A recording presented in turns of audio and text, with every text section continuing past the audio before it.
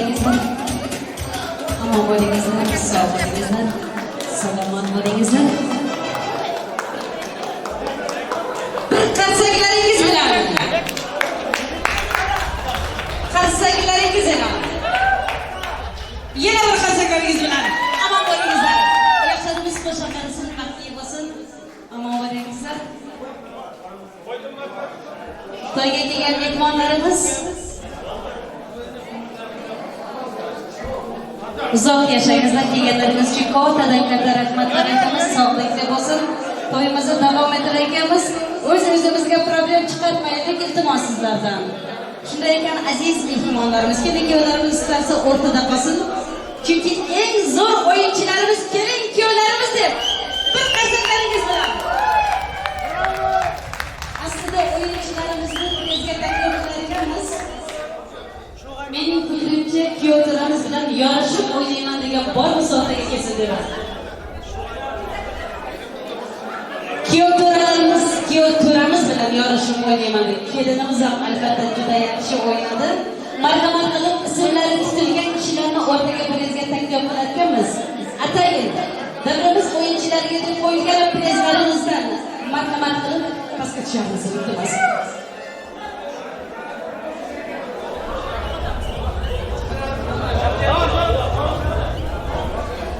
Zo'r o'ynagan o'yinchilarimizdan ismlarini tutar ekanmiz, marhamat qilib.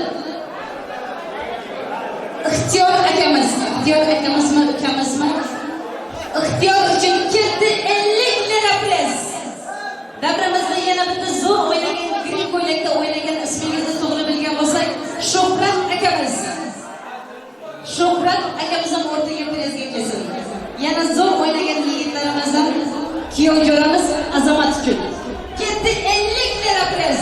Uchalasi bilan birgalikda keling, kuyovlarimiz bilan birgalikda yorishib o'ynayman degan boy musobaqaga kelsin.